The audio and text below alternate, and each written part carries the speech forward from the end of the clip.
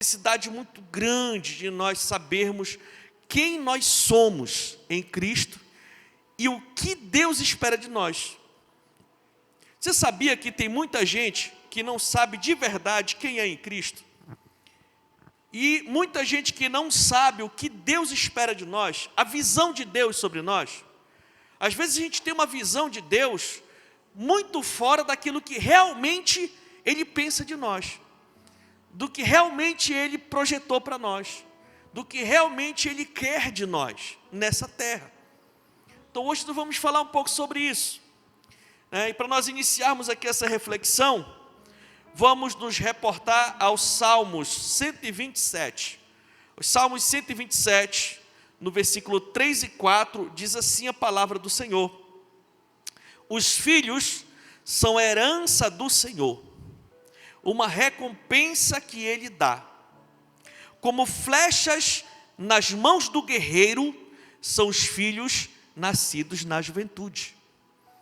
Curva sua cabeça, feche seus olhos, vamos orar.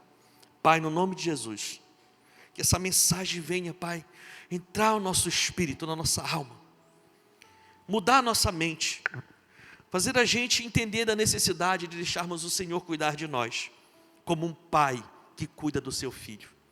No nome de Jesus, se você crê, diga amém. Então o tema da nossa mensagem de hoje é: você é um projeto de Deus. Diga-se comigo: eu sou um projeto de Deus. Parece uma frase assim, né, um jargão, né, alguma coisa que o crente fala muito, né? O crente fala assim: olha, Deus tem um projeto para a tua vida, Deus tem um plano para a tua vida, né? E é verdade. Só que hoje nós vamos entrar um pouco mais profundo a respeito deste plano, deste projeto que Deus tem para mim e para você. Amém, queridos? Porque quando a pessoa fala isso, de verdade, é uma verdade. Deus tem um plano para nós. Deus tem um projeto de vida para nós. E é por isso que você está aqui hoje, para ouvir essas verdades e sair daqui abençoado. Amém, irmãos? Mas voltando aqui para o nosso versículo, no Antigo Testamento, ou no Antigo Concerto, aliança, como a gente fala, né? Uma família numerosa, uma família com muitos filhos, era tida como bênção do Senhor, ao fato que o não ter filhos era tido até, por alguns daquele tempo, tido como maldição. Não está na Bíblia que que o casal que não gerava filhos, estava debaixo de maldição. Mas isso se tornou como um pensamento da sociedade na época. Porque na palavra sim, como a gente acabou de ver que está escrito, né, que uma família numerosa, ter muitos filhos, era sinal de que a bênção de Deus estava ali, e de que aquela família, por ser bem numerosa, ela iria ser o quê? Poderosa na terra. Mas isso era por conta de todo um procedimento social e cultural. É claro que naquele tempo uma família numerosa tinha mais membros da família para poder trabalhar, para poder negociar, para poder fazer. Então, a tendência dessa família numerosa ser bem-sucedida era muito maior, que tinham mais membros para poder fazer as coisas ali. Tá certo? Mas tinha esse pensamento. Uma família numerosa era tida como bênção do Senhor.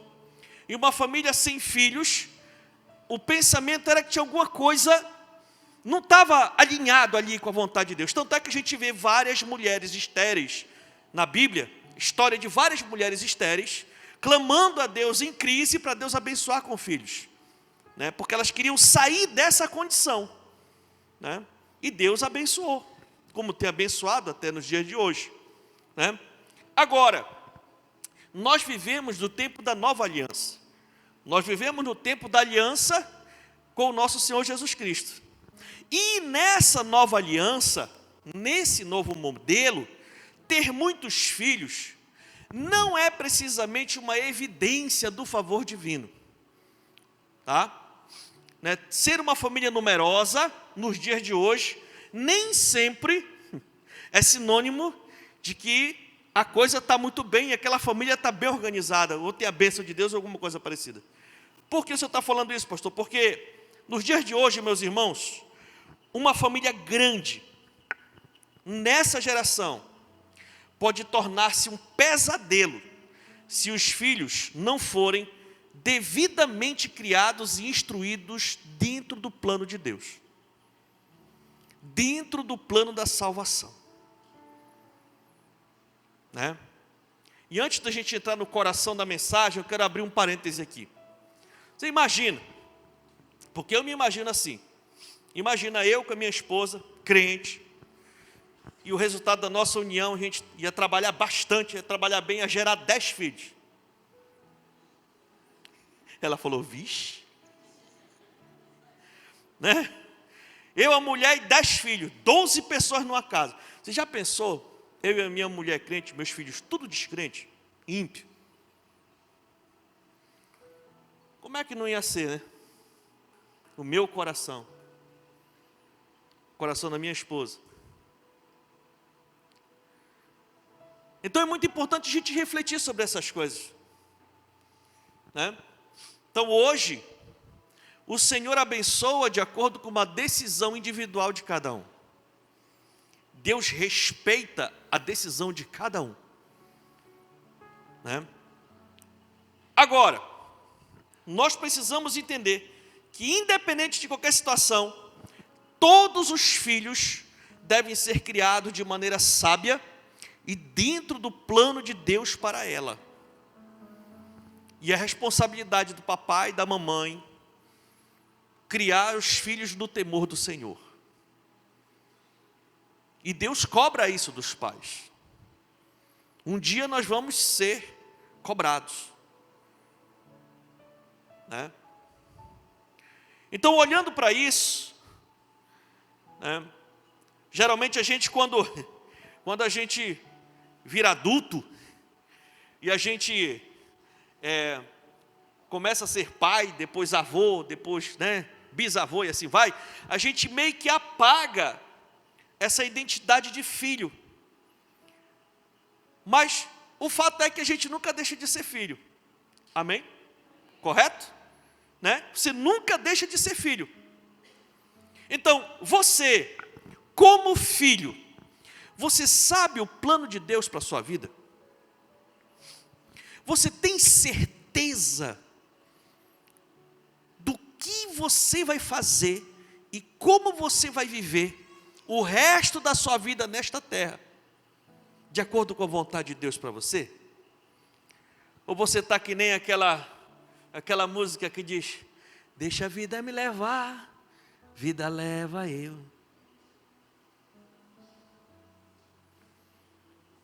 Né? Você sabe exatamente o que Deus tem para você? O que Deus quer que você faça da sua vida? Você sabe? Não, pastor, Deus quer que eu seja um crente, Deus quer que eu sirva a Ele, Deus quer que eu viva o resto da minha vida. É verdade, mas o plano de Deus vai além disso.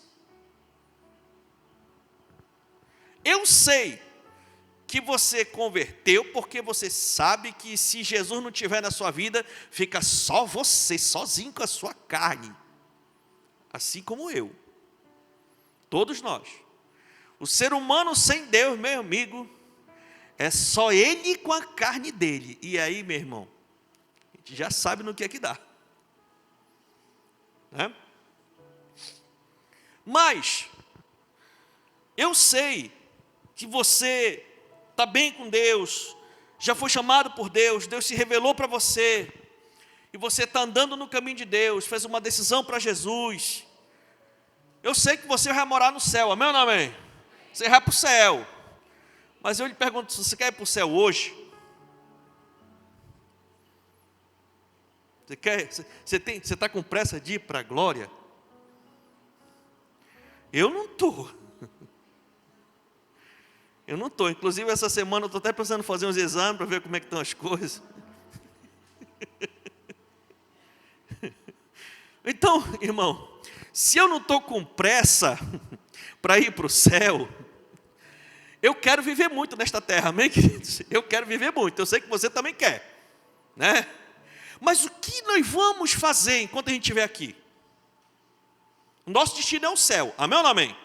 Mas o que Deus quer para nós, para viver nesta terra, enquanto a gente estiver aqui? Isso é o plano de Deus para nós. Nós temos muitos planos, amém, queridos? Tem irmãos, tem pessoas que já têm um plano traçado no seu trabalho. Bom, eu daqui, eu já estou, já completei mais de 15 anos, mais de 20 anos de trabalho, então daqui eu só vou me aguentar, esperar o tempo passar e me aposentar. E depois eu vou curtir, né? Fazendo missões para cá, para ali e tal, e tudo, né? E tudo, viajando, vendo os filhos, os netos e tal. Então, nós temos os nossos planos para a nossa vida, amém ou não amém? Mas você sabe qual é o plano de Deus para você? De fato. E você, agora, como pai, como mãe, você sabe qual é o plano que Deus tem para os seus filhos? Você sabe? Você já parou para perguntar para Deus? Porque nós acabamos de ver aqui que os filhos são herança do Senhor.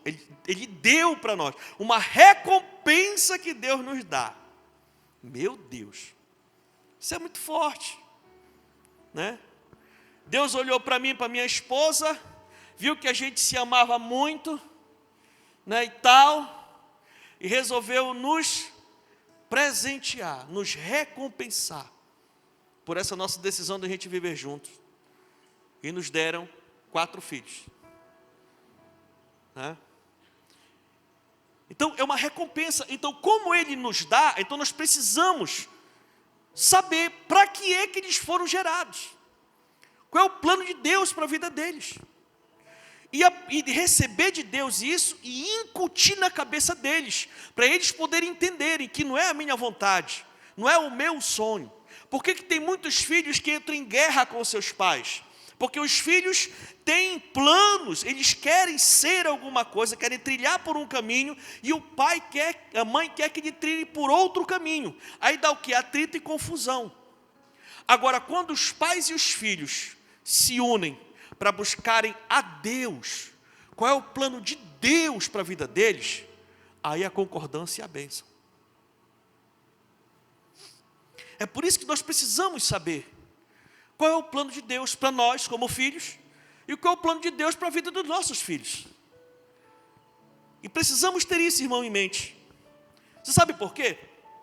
Porque a verdade é que cada filho, quer seja um filho adulto, jovem, adolescente, criança, cada pessoa é um projeto de Deus. Cada pessoa é um projeto de Deus. Você é um projeto do Senhor Jesus. Ele permitiu você existir, porque Ele tem um plano, um projeto para você na sua vida. E se você é um projeto de Deus, Deus não formatou esse projeto para dar errado. Amém, meus irmãos? Entenda isso. Deus não projetou ninguém para dar errado nessa terra. O projeto de Deus para cada pessoa é que cada pessoa dê certo. Agora, por que muita gente dá errado? Por que muita gente não consegue ter sucesso na sua vida? Por que muitas pessoas morrem prematuramente? Por que acontece problemas seríssimos na vida de muita gente ao redor desse mundão, desse mundão ao todo aí? Porque de repente essas pessoas nem tiveram a chance de conhecer o projeto de Deus para elas. Elas viveram um projeto de vida nessa terra que não era o projeto de Deus para elas. E por isso deu errado. Sabe, meus irmãos, a gente tem que entender isso.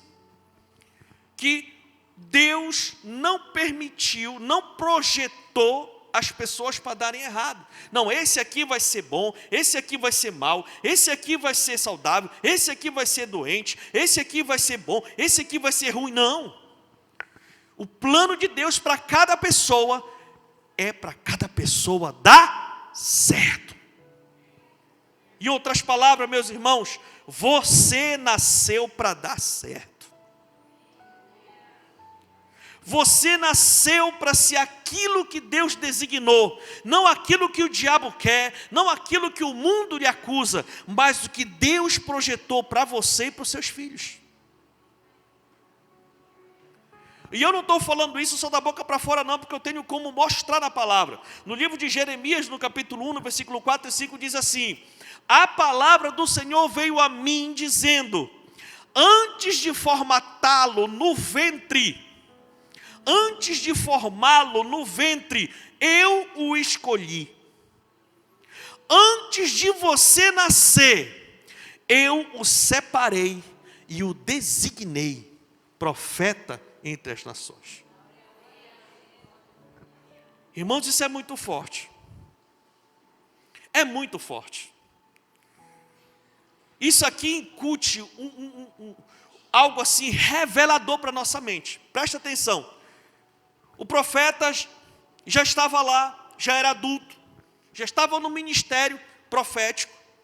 Mas um dia um Senhor apareceu para ele. Disse, veio a palavra do Senhor a mim dizendo. Deus apareceu para ele e falou para ele, antes de você ser formado no ventre da sua mãe, eu te conheci.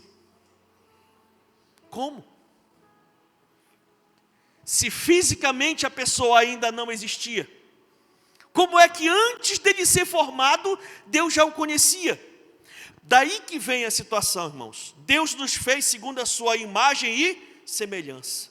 Deus nos fez segundo a sua imagem. Esse formato que você tem, esse formato aí, esse corpo lindo aí que você tem, tal, né? 2 braços, 2 pernas e tudo. Esse formato que você tem é um formato, né? A imagem de Deus. Deus tem esse formato humanoide que a gente tem, é o mesmo formato de Deus. O formato dos anjos são diferentes, o formato dos demônios são diferentes, o formato dos seres celestiais são diferentes.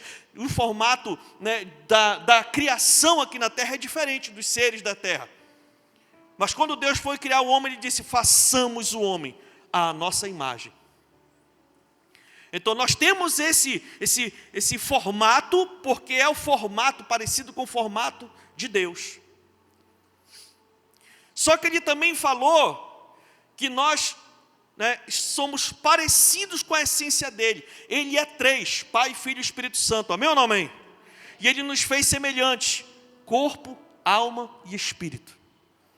3 em 1 e 1 em 3. Então quando o profeta, antes do profeta ser formado no ventre, antes do corpo do profeta ser formado no ventre, Deus já o conhecia. A alma dele já tinha sido criada na glória. E é aí que vem a sacada, meus irmãos. Quando Deus resolveu presentear a sua mãe com você, porque você é um presente de Deus, amém ou não amém? Você é uma recompensa de Deus, independente da forma como você for gerado. O fato é que pela palavra de Deus você é um presente, é um projeto de Deus. Então quando Deus resolveu formatar você no ventre da sua mãe, Ele já tinha te feito. Ele viu você. Ele disse, esse camarada aqui, né, eu vou separar ele. Né? Esse camarada aqui, eu já vou separar ele. Antes dele ser formado no ventre, eu vou separar ele, o nome dele vai ser Argemiro. Popular Netão. E eu projetei ele, para ele, uma das coisas que ele vai ser lá naquela terra, vai ser um proprietário de um estaleiro muito abençoado.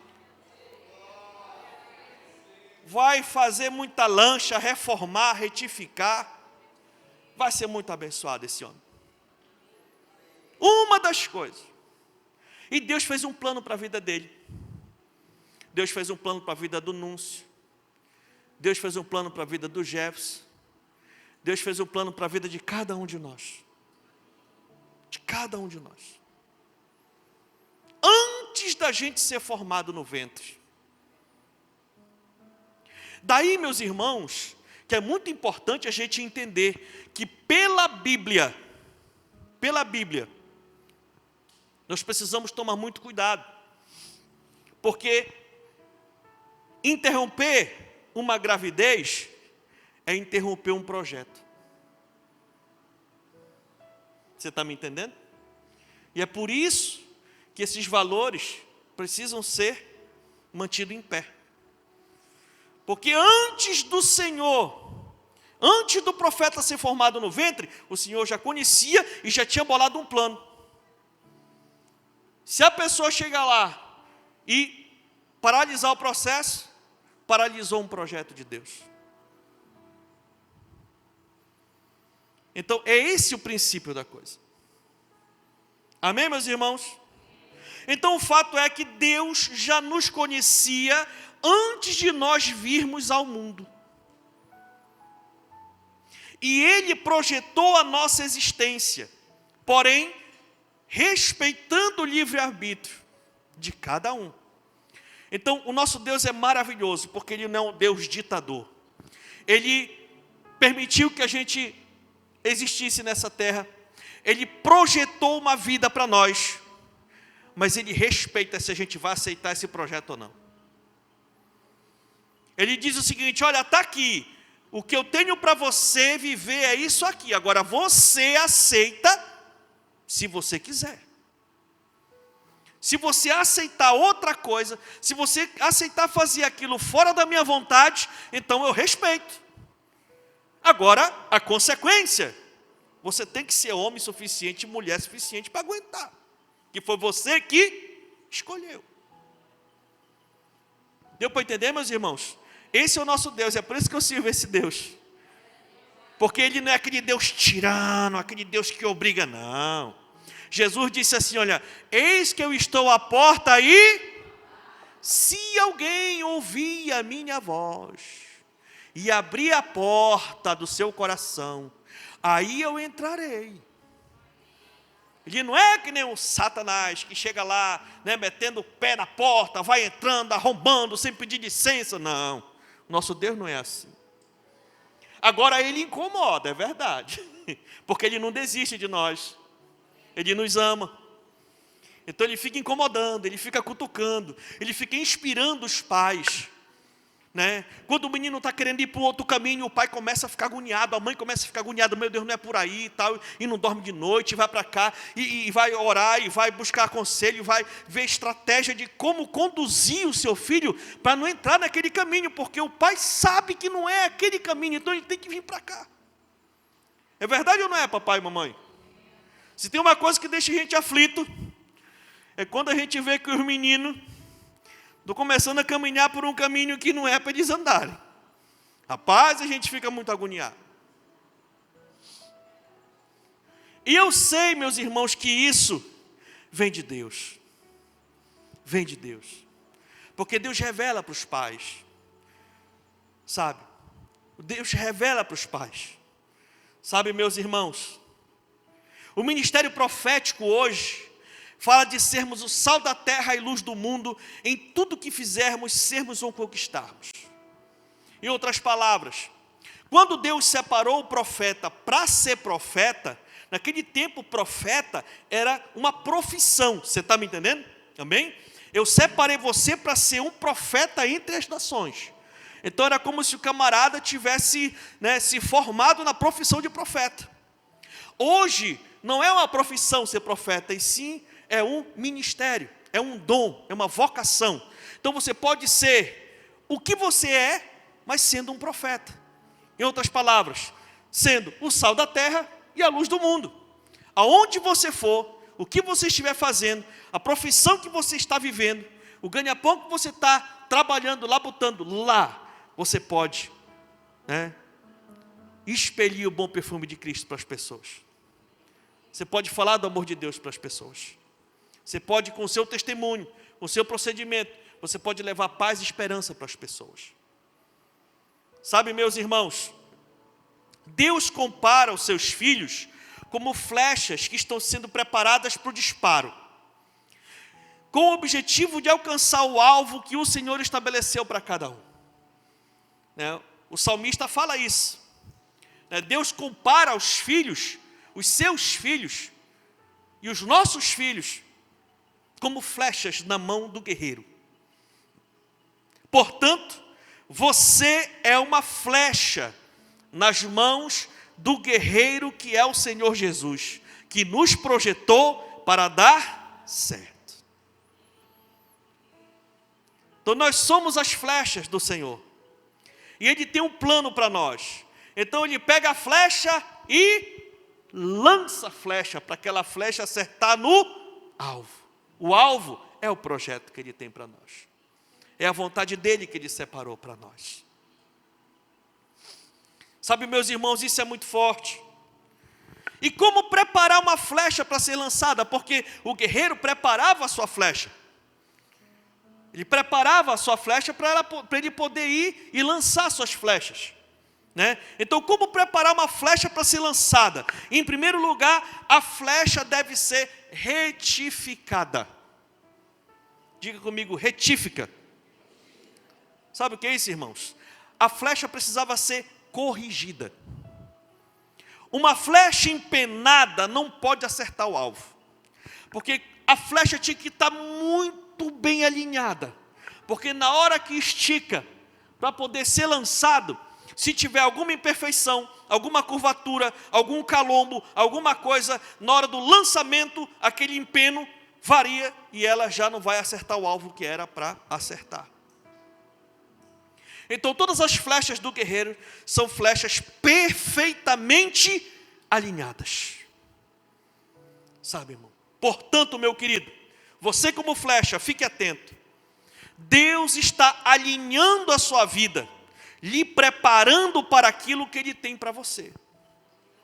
Para você acertar o alvo, para você chegar lá, você tem que estar alinhado, retificado, corrigido, de acordo com a vontade de Deus para você. Sabe, irmãos? E o alinhamento, ele vem pelo processo, irmãos, da libertação da alma e do caráter do cristão. Colossenses 1,13 diz: pois Ele nos resgatou do domínio das trevas e nos transportou para o reino do seu Filho amado. A Bíblia diz que aqueles que são nascidos de novos, aqueles que entregaram a sua vida a Cristo, foi tirado do domínio do reino das trevas e foi liberto, transportado para o reino de Deus. Se Ele já nos libertou, então não podemos nos conformar com o sistema desse mundo. Não podemos nos conformar com o pecado e nem com as obras da carne. Porque esses são os empenos das flechas de hoje. O sistema do mundo que nos empurra para longe de Deus. O pecado que nos afasta literalmente de Deus. E as obras da carne que atrapalham muito a gente de alcançar o alvo que Deus tem para nós. Gálatas 5,19 em diante diz: ora, as obras da carne são manifestas: imoralidade sexual, impureza e libertinagem, idolatria e feitiçaria, ódio, discórdia, ciúmes, ira, egoísmo, dissensões, facções e inveja, embriaguez, orgias e coisas semelhantes. Eu os advirto, como antes já os adverti, que os que praticam essas coisas não conseguirão acertar o alvo. E o alvo é o reino de Deus. Não conseguirão chegar na vida eterna. O nosso alvo é Cristo, amém ou não amém? E Cristo aponta para a eternidade. Se nós quisermos chegar até lá, nós precisamos estar alinhados, libertos dessa questão. Sabe por quê, meus irmãos? Porque o pecado impossibilita a pessoa de viver para Cristo. Eu vejo pessoas apaixonadas por Jesus, pessoas que converteram de verdade, mas que não conseguem ter sucesso, porque ainda não conseguiram vencer o pecado, ainda não conseguiram vencer as obras da carne. Quando a pessoa está lutando, o inimigo faz uma reviravolta e o velho homem volta com tudo. Tem muita gente que volta com tudo com o velho homem. O defunto velho vem com tudo. Ressuscita o zumbi. Sabe? E vem mesmo com força. Quando a pessoa se espanta, já foi. Agora, meu irmão, para resolver de novo é um trabalho. Então nós precisamos estar muito atentos a isso. Quantas e quantas pessoas eu conheço, você conhece, que são excelentes profissionais, pessoas boas no que fazem, mas são pessoas que não conseguem ter sucesso, porque o pecado domina elas. Quantos e quantos profissionais liberais são excelentes profissionais, mas ninguém faz mais serviço com ele, porque é muito enrolado. Não consegue, porque é dominado pela droga, é dominado pelo álcool. E Deus projetou essas pessoas para ter sucesso. Só que esse empenho não deixa a flecha ser lançada. E nós precisamos, como flechas, nos colocar à disposição de Deus e pagar o preço, porque Deus tem um projeto para nós. Nada se compara, nem um prazer momentâneo da carne se compara o prazer de nós vermos uma vida bem-sucedida em Deus. Sabe, irmãos? Então, nós precisamos ter esse entendimento, que a flecha precisa ser alinhada, retificada, e depois de alinhada, bem alinhada, a flecha precisa ser polida. Por quê? Porque a flecha precisa ser polida para ter um mínimo de atrito entre a flecha e o arco, para ela poder deslizar, para não atrapalhar, para ela sair mesmo da melhor forma possível no lançamento. Polimento quer dizer alisar, envernizar, dar brilho. No sentido espiritual, polimento quer dizer civilizar a pessoa, educar a pessoa, disciplinar a pessoa, aperfeiçoar a pessoa. Em outras palavras, é o caráter de Cristo sendo implantado na minha e na sua vida. Ser polido é isso, né? Ser desempenado é ser liberto, e ser polido é ser cheio. Tirou tudo aquilo que é do mundo, da carne, e agora a gente está sendo polido pelo poder do Espírito Santo. Polido pela palavra de Deus. Polido pelo amadurecimento na fé em Cristo. Sabe, meus irmãos, e quando a gente entra nessa fase, a gente verdadeiramente se torna um filho de Deus. Porque aí Cristo começa a habitar em nós, através do Espírito Santo. Ele começa a nos guiar. E antes, coisas que a gente tinha muita dificuldade, a gente às vezes até pensava que a gente não ia conseguir largar, não ia conseguir deixar de fazer. Aí passa um tempo, a gente olha e diz, meu Deus, mas era por isso que eu sofria tanto?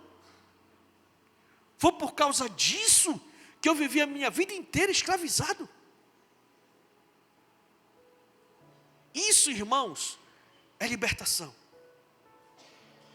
Sabe, queridos? E agora, você bem polido, você começa a ser guiado pelo Espírito Santo. E isto é o que chamamos de viver no Espírito. E a Bíblia fala em Gálatas 5,16, por isso digo, vivam pelo Espírito e de modo nenhum satisfarão os desejos da carne. Vivam pelo Espírito. Tire muito tempo com Deus, congregue fielmente, participe dos projetos da sua igreja, esteja debaixo de cobertura na sua célula, sabe, congregue, seja um membro ativo, porque assim você está o tempo todo sendo polido, polido, polido, polido. E quando entra um calo, quando entra um empeno, porque a gente não é perfeito, a gente não vigia, a gente erra, aí a gente se arrepende, e o Espírito Santo vem, alinha de novo, sabe, dá aquele polimento, e você continua ali 100% caminhando na sua vida cristã, na sua vida de fé. Então, a flecha precisa ser o quê? alinhada, e depois ela precisa ser o quê? Polida. Aí ela está pronta para ser lançada. E o que o guerreiro faz para lançar a flecha, meu irmão? Minha irmã? O que ele faz para lançar a flecha?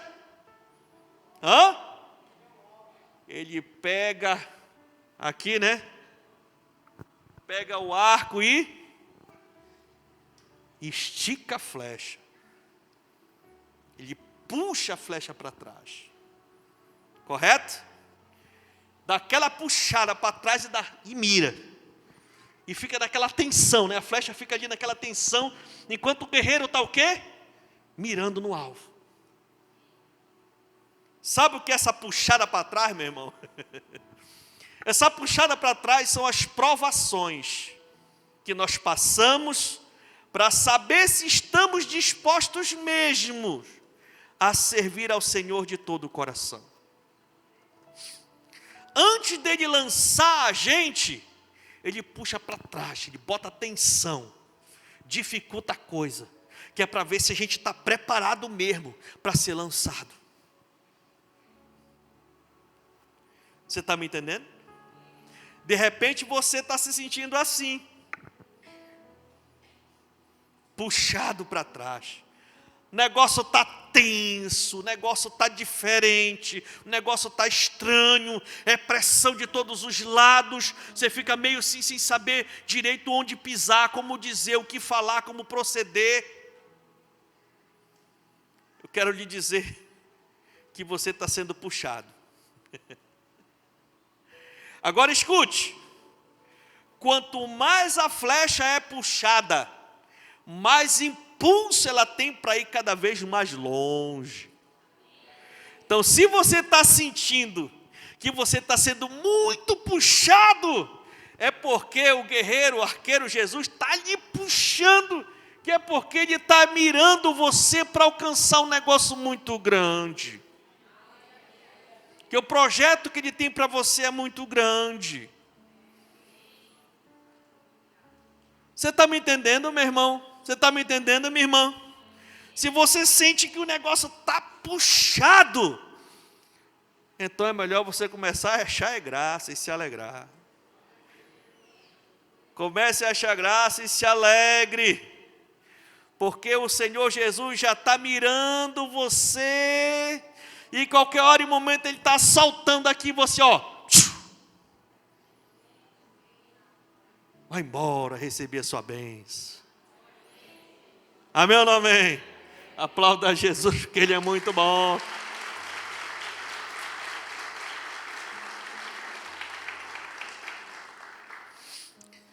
Então você que está se sentindo puxado, eu tenho só um conselho para você.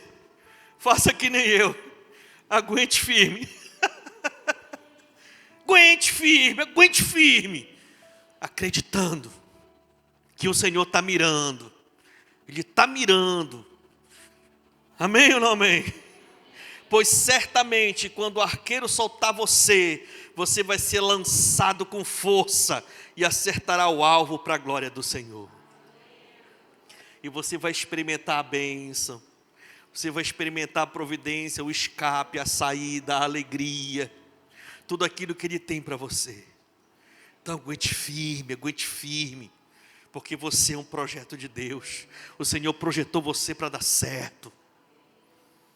Sabe, meu irmão, minha irmã? E para concluir aqui, eu quero perguntar para você, em que fase você está de preparação?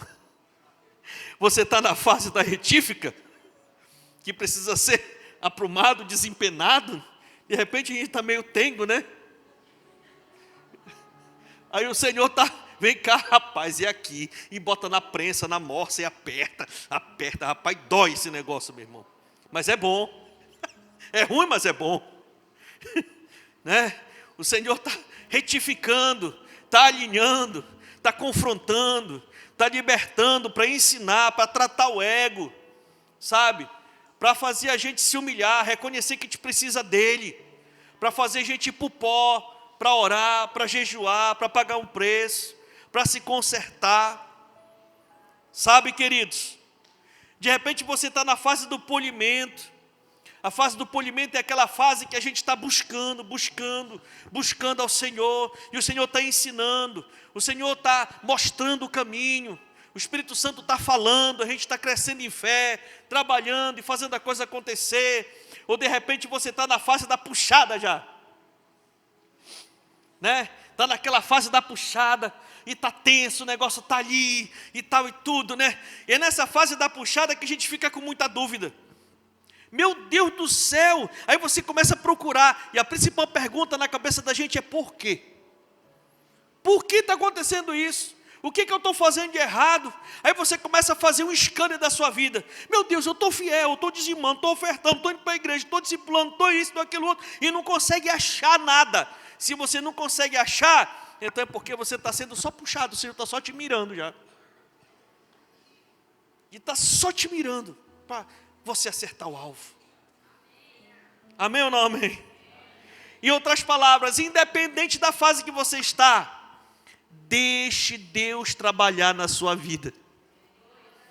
Se é para alinhar, deixa Ele alinhar. Se é para polir, deixa Ele polir. Se é para puxar, deixa Ele puxar. Você sabe por quê, meu irmão? Porque Ele trabalha em nós, para depois trabalhar através de nós. Deus te projetou para dar certo, e para você influenciar muita gente para o bem, principalmente a sua família, seus filhos, aqueles que estão ao redor de você. Deus vai fazer uma revolução do amor de Jesus na vida das pessoas através da sua vida. Você nasceu para dar certo. Essa é a vontade de Deus para você. Você é um projeto de Deus. Fique de pé no nome de Jesus e aplauda ao Senhor, porque Ele é muito bom.